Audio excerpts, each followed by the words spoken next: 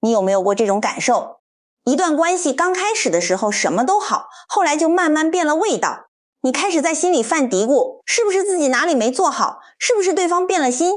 是不是两个人之间出了什么需要拼命修补的裂痕？你开始反思，开始焦虑，开始一遍又一遍的试图把关系拉回从前最好的模样。可是我今天想告诉你一个听起来有点冷酷的真相，这个真相一旦你真的听进去了，你反而会从那种反复修补、反复失望的疲惫里彻底解脱出来。这个真相就是在这个世界上没有任何一段关系是会越处越好的。不管是夫妻之间的感情，朋友之间的情谊，同事之间的默契，还是父母子女之间那份血脉相连的羁绊，全都会经历一个高峰期，然后慢慢的开始走下坡路。这听起来是不是特别悲观？可是如果换一个角度，从因果的视角去看这件事，你就会发现这根本不是悲观，而是人生最真实、最本来的面貌。大般涅槃经里有一句话叫做诸行无常是生灭法。这句话的意思是说，这个世界上所有由因缘和合而成的事物都必然会经历生住异灭这4个阶段。关系也是这样的，父母和子女之间的缘分本身就是一种因缘和合，它会升起，会驻留一段时间，然后会产生变异，最后会趋于灭去。这绝不是说亲情从此就消失了，而是说这份关系存在的状态会不断的变化，它绝对不可能永远停留在那个最好的点上。很多人一听到这里就觉得这些话实在太冷太硬了，怎么能用生灭这种词来形容父母子女之间的感情呢？可是我想请你仔细想一想，正是因为我们在心里打死都不愿意承认这一点，所以我们才会在关系出现裂痕的时候感到那么痛苦，那么不知所措。假如我们能够提早明白这个道理，知道关系的演变本身就是一种自然规律，我们反而会活得更自在，关系反而会处理得更好。近代高僧弘一法师留下过8个字，华之春满，天心月圆。这8个字表面上是在描绘人间最美的景色，花朵开到最盛，月亮走到最圆。可是这背后藏着的却是对世间万物最深的洞察。花开到最繁盛的那一刻，下一秒就要走向凋零；月亮走到最圆满的那一瞬间，紧接着就要开始亏缺。世间所有因缘和合的事物全都要遵循盛极必衰的自然规律，人与人之间的关系绝对没有任何例外。我们总是在潜意识里默认血脉，亲情是这个世界上的特例，它应该永远滚烫，永远亲密无间。可是恩重如山也抵不过因缘的流变，朝夕相伴也逃不过世事迁移。关系走到顶峰之后慢慢转淡，这从来都不是谁的过错，也不是情分消失了，而是天地万物本来的样子。今天我想要分享给你的正是这份藏在日常亲情里的修行智慧。真正的珍惜从来都不是强行留住最盛的光景，而是懂得在不同的时节里看见和接纳关系不同的样貌。对待父母子女是这样，对待世间所有关系全是这样。接下来我想讲一个故事，这个故事的每一个细节都会让你看到关系演变的真相，也会让你明白怎样才能在无常的因缘里获得真正的自在。故事发生在一座小镇上，小镇的名字很朴素，叫清水镇。镇上有位老茶农，他年轻的时候是整个镇子上出了名的勤快人。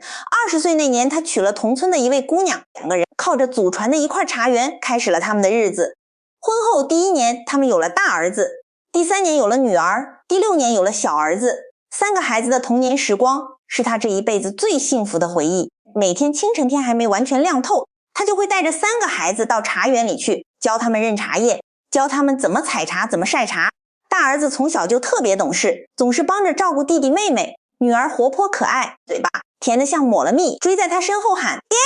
爹爹。小儿子是老来子，从小身子骨就弱，他打心眼里对这个孩子格外疼爱。那个时候一家5口每天围着一张矮桌吃晚饭，他讲自己年轻时候的故事，孩子们听得眼睛发光，妻子就坐在旁边一边纳鞋底一边笑着看这一幕。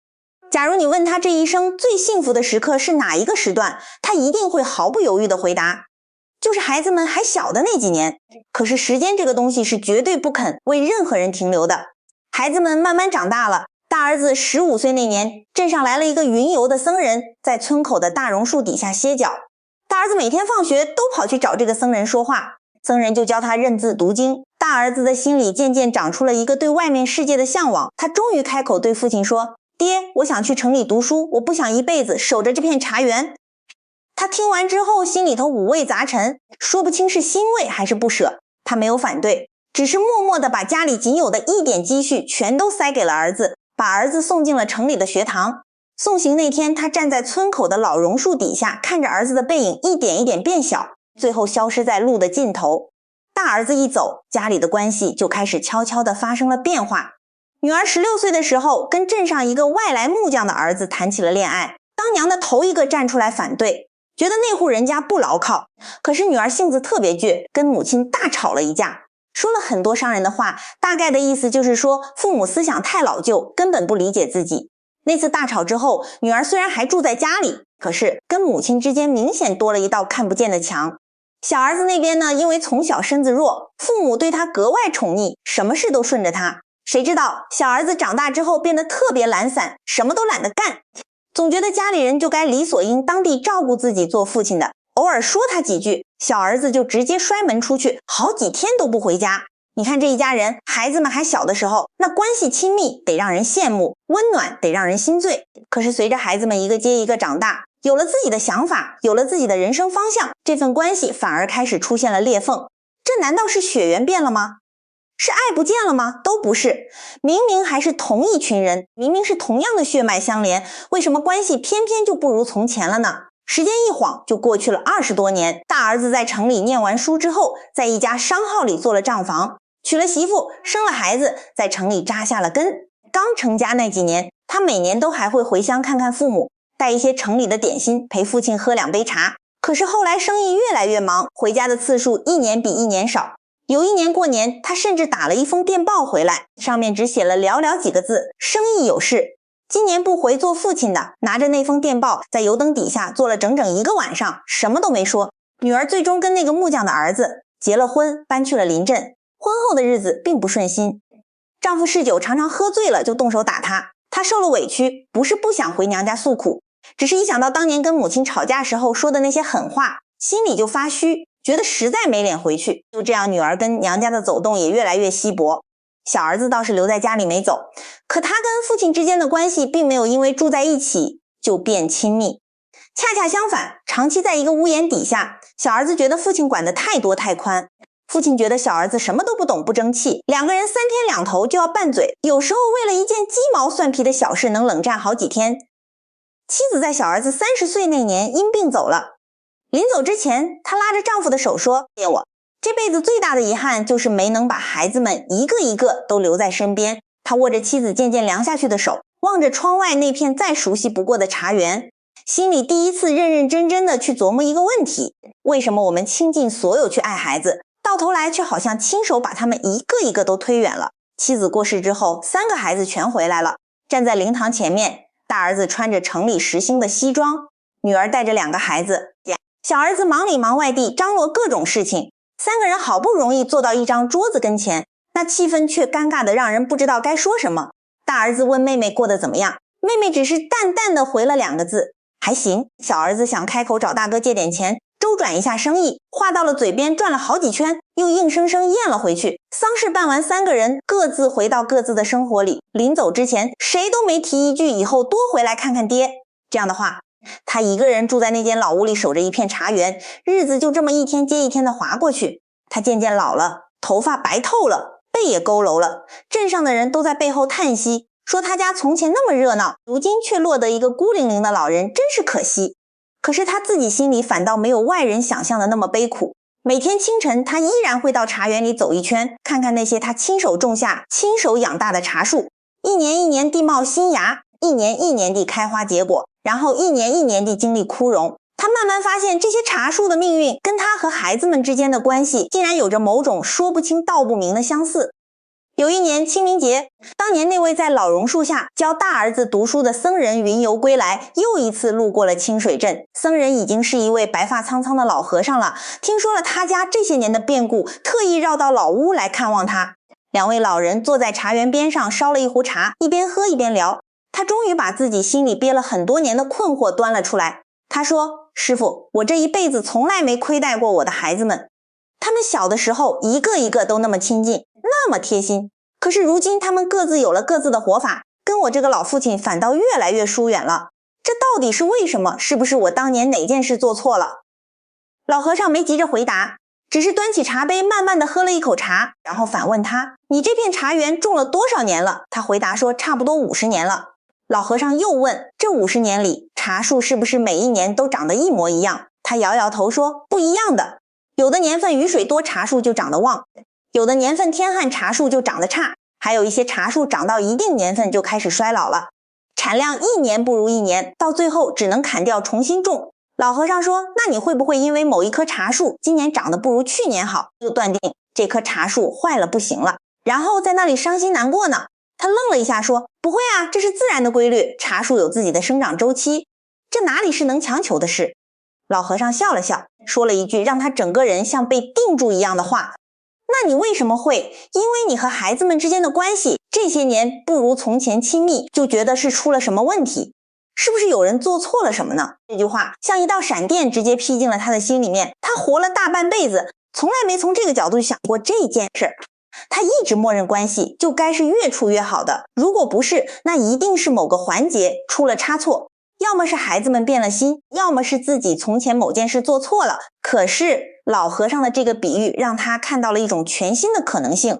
也许关系本身就跟茶树一样，有它自己的生长周期，它会有最旺盛的时候，也会有渐渐衰退的时候。这根本不是谁犯了错，而是事物本来的样子。他望着眼前这片茶园，沉默了很久很久，脑子里闪过无数画面：大儿子小时候追在他屁股后面跑的样子，女儿奶声奶气喊爹爹的声音，小儿子趴在他背上睡着的小脸蛋儿。这些画面曾经那么真真切切地存在过，而如今他们全都变成了记忆的一部分。可是他又问自己，这些记忆难道会因为现在的疏远就变得虚假了吗？答案显然不是。老和尚看出他心里的翻涌，接着往下说：这世间的关系其实就跟我们泡茶是一样的，新茶最香，冲第一泡的时候味道最浓最鲜，可是你不能因为第二泡、第三泡的茶味淡了一些，就说这茶坏了，或者觉得这茶变了质，它只是在呈现它本来该有的样子而已。父母子女之间的关系完全是一个道理。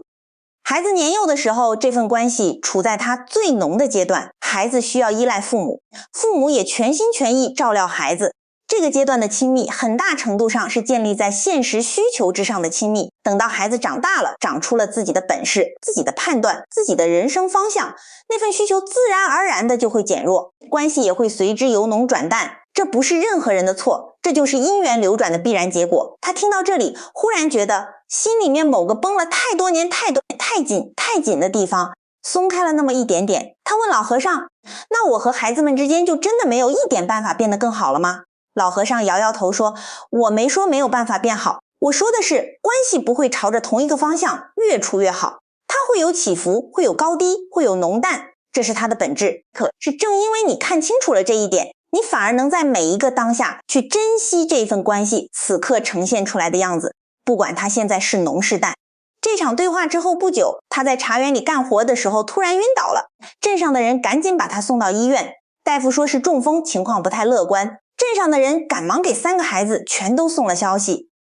接下来我想先暂停一下这个故事，跟你一起从佛学的底层逻辑出发，仔仔细细的拆解一遍为什么没有一种关系能够越处越好。首先我们要触碰一个佛教里最核心的概念，叫做缘起。佛陀当年在菩提树下证悟的内容，核心中的核心就是缘起法，此有故彼有，此生故彼生，此无故彼无，此灭故彼灭。这4句话翻译过来就是：世间一切现象都不是独立存在的，都是因为种种条件聚合在一起才呈现出某种相，这个相会随着条件的变化而变化，条件聚合它就显现，条件离散它就消失。那么关系到底是什么东西呢？关系本质上就是一种缘起的现象。父母跟子女之间的关系绝不是一个固定不变的固体，而是由无数个条件共同构成的一种流动状态。这些条件包括孩子的年龄、孩子的需求、孩子的性格、孩子当下所处的人生阶段，也包括父母的经历、父母的心境、父母的期待，还有一大堆外部环境，比如空间距离的远近、日常生活的忙闲、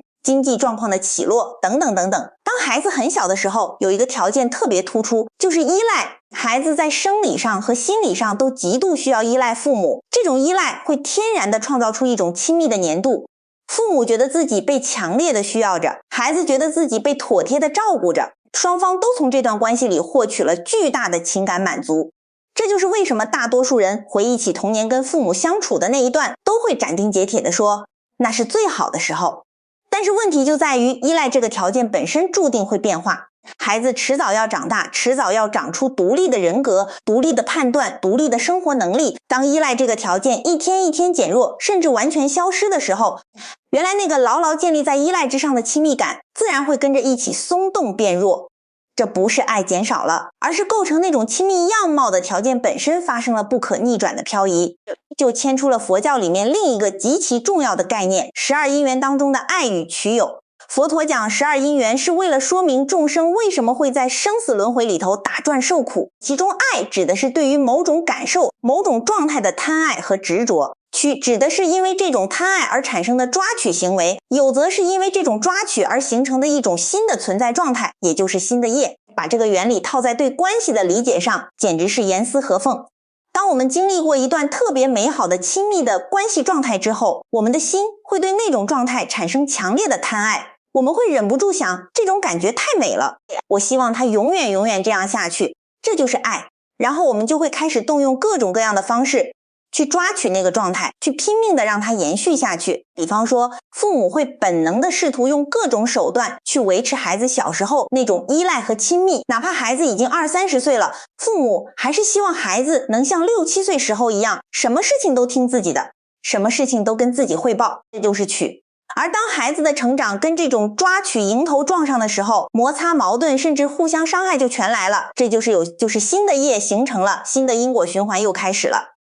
所以你仔仔细细看一看，关系恶化的根源往往不是爱消失了，而恰恰是因为爱本身，更精确的说，是因为对过去那种状态的贪爱和执着，我们舍不得放下曾经的美好，于是我们拼命的用力想要抓住它，可事物本身已经在悄无声息的往前走了，我们抓得越紧，摩擦就越大，摩擦越大，关系反而越疏远。接下来我还想引进一个概念，叫我执佛教讲无我。意思是说，我们死执着的那个我，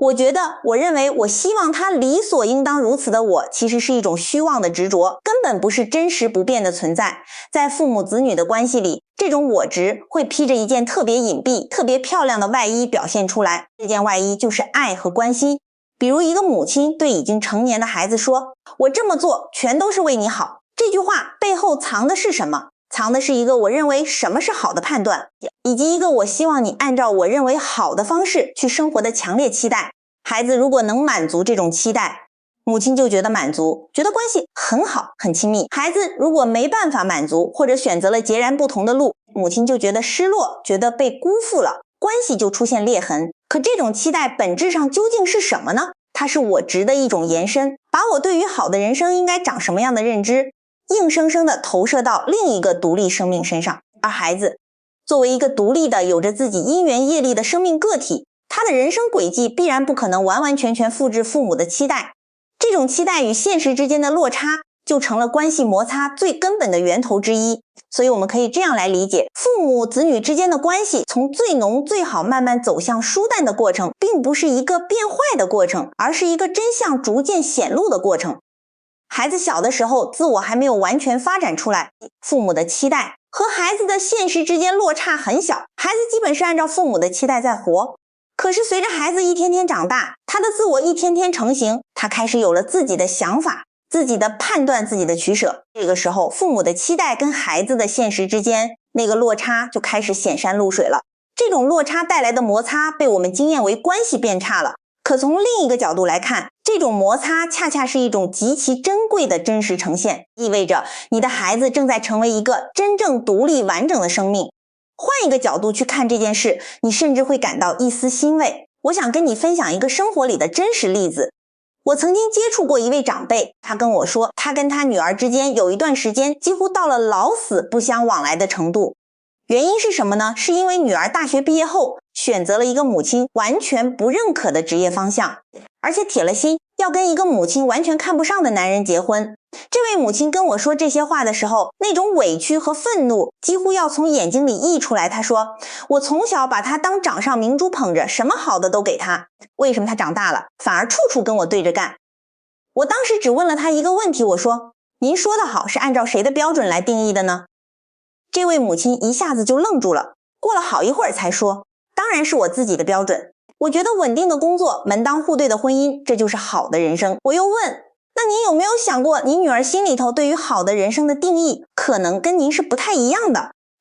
她沉默了很久才开口说，我从来没有这样想过，我一直觉得我给她的就已经是最好的了，她应该懂得感恩，应该听话。你听到这里应该看得很明白了，这就是我只在亲情关系里的经典体现，把我认为的好直接等同于客观的好，然后理所当然地期待对方按照这个标准来回应自己。这种期待不管包装的多么温情脉脉，本质上都是一种控制。而当对方无法满足这种期待的时候，失落、愤怒、受伤的感觉就会像洪水一样涌出来，关系也就是在这个过程里一点一点地变得紧张和疏离。那么我们到底要怎么来理解关系？本质上是流动的这件事呢？佛教里面有一个非常非常美的比喻，叫水中月。天上的月亮本身是恒常存在的，可是它投射在水面上的影子会随着水面的波动无时无刻不在变化。风平浪静的时候，月影清晰如镜；风起波动的时候，月影碎成一片一片；乌云遮天的时候，月影甚至会暂时消失不见。但问题在于，无论水面上的影子怎么变、怎么碎、怎么消失，天上的那轮月亮本身从来都没有真正离开过。关系也是一样的道理。爱这个东西本身或许是恒常的可观系，作为爱在现实生活里头的呈现方式，会随着数不清的条件变化而呈现出完全不同的样貌。有时候它清晰浓烈得化不开，有时候它模糊淡薄的像一层薄雾，但这绝不意味着爱本身消失了，只是它当下呈现出来的香跟我们记忆里的那个香不一样了。如果我们死命的执着于让关系永远停留在某一种香上头，比方说永远停在孩子小时候那种亲密无间的香，那么我们就注定要经历一场持续不断又徒劳无功的失落和痛苦，因为这本身就是在跟无常这个宇宙间最基本的规律硬碰硬。可是如果我们能够打从心底里理解关系是流动的，理解每一个阶段的关系都有它理所当然应该呈现的样子，那么我们就能够在每一个当下去如实地不带评判的接纳和体验这份关系，不管它今天呈现出来的是浓是淡，是近是远。讲到这里，你心里可能会浮起一个大大的疑问，既然关系本身是流动的，是注定要疏淡的，那我们是不是就干脆两手一摊，什么都不要努力了呢？是不是就应该消极的、被动的接受关系的疏远呢？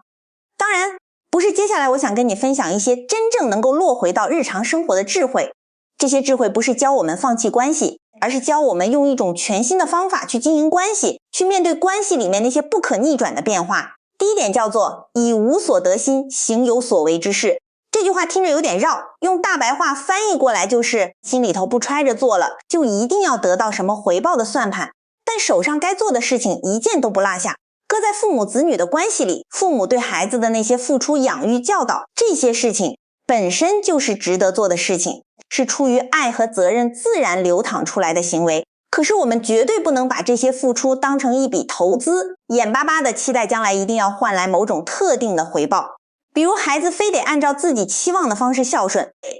经常陪在身边，非得事事顺从听话。反过来说，子女对父母的关心和陪伴，也应当是出于此刻我愿意这样做的心，而不是背着我欠他们的，我必须这样做的沉重包袱，也不是怀揣着我做了这些他们就应该满意，就不要再唠叨了的交换心态。当我们能够把付出跟回报这两件事在心里彻彻底底的解绑开来，我们就再也不会因为对方没有按照我们预想的方式回应我们而感到受伤、愤怒或者失落。这并不是说我们不在乎对方了，恰恰相反，我们的在乎就此变成了一种更纯粹、更自由的存在，它不再是交易，而是自然的流露。第二点叫做觉知当下的相，而不只取过去的相。前面我们说了，关系就像水中月影，会随着条件变化呈现不同的样子。修行的智慧就在于，当我们跟父母跟子女相处的时候，尽可能的去看见对方此刻真实的样子，而不是拿过去的记忆或者未来的期待去覆盖、去替代当下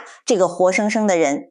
举一个特别常见的例子，很多父母在面对已经成年的孩子时，内心深处还是死死的把对方当成那个需要被无微不至照顾的小孩，忍不住的唠叨，忍不住的叮嘱，忍不住的担心，甚至在孩子已经有了自己的家庭、自己的事业之后，还是习惯性的用对待小朋友的方式去对待一个大人。这种用过去的相去覆盖当下的相的做法，往往会让成年的子女感到不被尊重、不被信任，从而本能地产生抗拒和疏远。同样的，很多子女在面对年迈的父母时，内心深处还顽固地停留在一个画面里，那个画面里父母无所不能，永远正确，永远挺拔。所以当父母表现出衰老、脆弱、迟钝，甚至犯糊涂的那一面时，子女会感到难以接受，甚至用一种你怎么变成这样的姿态去面对父母，这同样会给老人带来巨大的伤害。行的第一步就是练习看见当下，看见面前这个人，他现在是什么状态，他此刻有什么需求，他正在经历人生的哪个阶段，而不是被自己心里那个固有的印象和期待蒙住眼睛。这种看见本身就是一种慈悲。第3点，我想跟你分享一个具体可操作的修行方法，叫做慈悲观中的愿他安乐。当我们在关系里头，因为对方没有按照我们的期待行动而感到痛苦的时候，我们可以试着在心底里面默默的、真诚的升起一个念头，愿他能够过上他真正想要的，能让他感到安乐的生活。这句话说出来好像特别简单，可它的力量大得惊人，因为这句话的核心是把对方的安乐作为出发点，而不是把对方有没有满足我的期待作为出发点。当我们真的能够从心底里这样去想的时候，我们对关系的控制欲就会一点点的松开。我们会慢慢发现，哪怕对方选择的路跟我们期待的那条路截然不同，只要那条路能让他真正感到踏实和安乐，我们的心也能获得一种前所未有的平静。因为我们在乎的终究是他好不好，而不是他有没有符合我的剧本。第4点，关于怎么面对关系疏离而不痛苦。很多人会问，如果父母子女之间的关系确确实实已经变疏远了，电话少了，见面少了，感情好像也淡了，我们要怎么去承接这种现实而不被痛苦淹没呢？我想说的第一句话是，疏离绝对不等于断裂或者消失。就像我们反复提到的那个水中月的比喻，哪怕水面上起了大风大浪，月影被打得粉碎，天上的月亮本身依然纹丝不动地悬挂在那里。父母子女之间的缘，这份缘本身是不会因为联系频率的降低而蒸发掉的，它会换一种方式继续存在着，可能是一份不需要说出口的牵挂，可能是在某个特殊的瞬间自然涌上来的一阵暖意。修行从来都不是让我们去制造出更多的联系、更多的互动来证明这份关系还很好、很亲密。修行是让我们能够安住在这份关系当下的状态里，不强求它立刻变成另一种状态，同时也不否定这份缘本身的存在和价值。这种安住本身就是巨大的解脱。最后，我想教给你一个非常非常具体的小练习。下一次，当你跟父母或者子女待在一起，心里又开始不受控制的冒出为什么我们的关系再也不像从前那么亲密了这个念头的时候，请你试着停下来，做一次深深的深呼吸，然后在心里头轻轻地问自己一句话：此刻我能为这份关系做点什么，让它这一刻更安宁、更温暖的事，而不去管它应该变成什么样子。也许那个答案简单到只是给对方倒一杯热茶，认真地听对方把一句啰嗦的话讲完，或者只是安安静静地坐在对方身边待一小会儿。这些看上去微不足道的小举动，其实就是活在当下在关系里头最真实、最有力的体现。讲完了这些道理，我想把前面那个故事最后的结局告诉你。老茶农中风住院之后，3个孩子全都赶回来了。大儿子从城里连夜赶路，女儿带着孩子也急匆匆地赶了过来，小儿子几乎寸步不离地守在病床旁边。在他昏迷的那几天里，3个孩子破天荒地头一回，在没有外人的房间里真正坐下来聊了很多事情，聊小时候那些鸡飞狗跳又好笑的旧事，聊这些年各自生活里那些不曾对人言说的难处，聊他们心里关于父亲、关于这个家的种种记忆和情感。大儿子终于说出了自己当年不常回家的真正原因，他一直觉得当年选择离开茶园去城里是一种对家庭的背叛，他怕回到家里面对父亲的时候会涌起一种说不出口的羞愧。女儿也终于道出了婚姻里那些咽不下去的苦水，以及当年跟母亲大吵一架之后那份没脸回家的心结。小儿子则头一次老老实实地承认自己这些年来的懒散不争气，很大程度上是因为从小被照顾得太周全了，内心里头一直没有真正长大，直到这一刻他才猛然意识到自己从来没有真正去照顾过这个家。老茶农最终还是醒过来了，虽然身体落下了些后遗症，但神志是清楚的。在病床边，他看着3个围在跟前的孩子，什么大道理也没有讲，只是轻轻地说了一句：你们都回来了，真好。这句话里头没有责备，没有期待，没有任何你们以后应该多陪陪我之类的暗示，只是一句最朴素、最简单的对于此刻团聚的接纳和欣喜。而这就是整个故事里藏着的那个秘密，不是关系怎么样才能恢复成从前最好的样子，